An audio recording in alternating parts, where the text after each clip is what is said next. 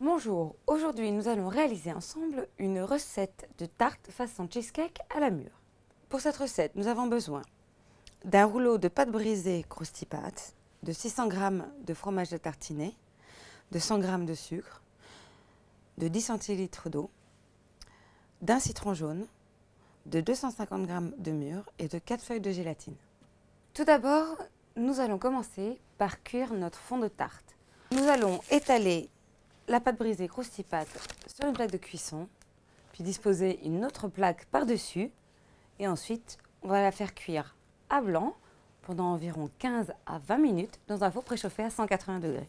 La pâte brisée Crusty-Pâte est élaborée au beurre frais. Pour cela, il est conseillé de l'utiliser dès sa sortie du réfrigérateur pour une manipulation beaucoup plus facile. Une fois étalée, on dispose sur la pâte brisée Crusty-Pâte une autre feuille de papier sulfurisé et une autre plaque. Cela permet à la pâte de rester bien à plat et de ne pas se déformer. On enfourne maintenant pour 15 à 20 minutes de cuisson dans notre four préchauffé à 180 degrés. Notre fond de tarte est en cuisson. On va préparer la garniture du cheesecake. Pour cela, nous allons faire tremper les feuilles de gélatine pour les réhydrater dans un grand bol d'eau. Et dans une casserole, on va faire bouillir le sucre et l'eau.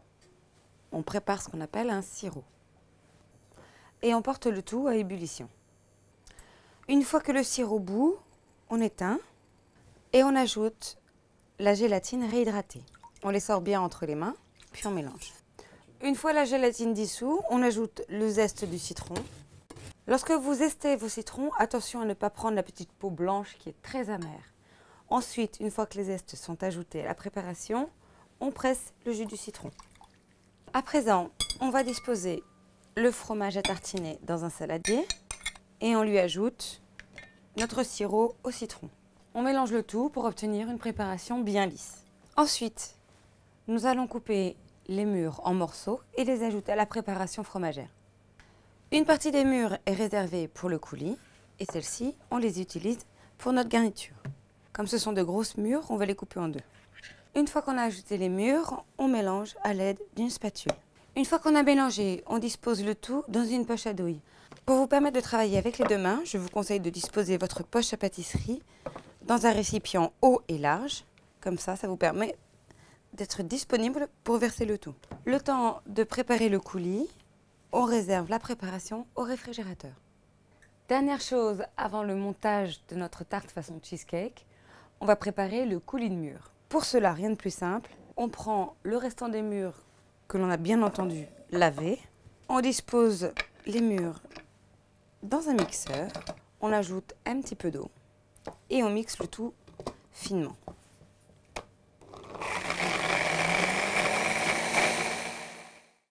Lorsqu'on obtient un coulis bien lisse et fluide, eh bien, on le passe dans une petite passoire pour enlever les graines. Pour faire couler votre coulis à travers la passette, à l'aide d'une cuillère, il suffit de mélanger délicatement pour éviter de faire déborder votre coulis dans votre petit bol. Et une fois qu'il ne reste plus que la pulpe et les graines, bien les écraser avec le dos de la cuillère. Une fois qu'on a récupéré toute la pulpe des fruits, on enlève les graines et on recommence. Dès la sortie du four, on va découper un disque de pâte brisée à l'aide de l'emporte-pièce qui nous servira au montage de la tarte. On fait en sorte d'avoir un fond de tarte bien net, bien lisse, donc on le recoupe un petit peu à l'aide du couteau. Le fond de tarte dans le cercle, ce sera beaucoup plus facile ensuite pour mettre la crème. Pour faciliter le démoulage de cette tarte façon cheesecake, il est préférable de disposer à l'intérieur du cercle une bande de papier sulfurisé. Une fois qu'on a disposé le cercle de papier sulfurisé, on va ajouter la crème.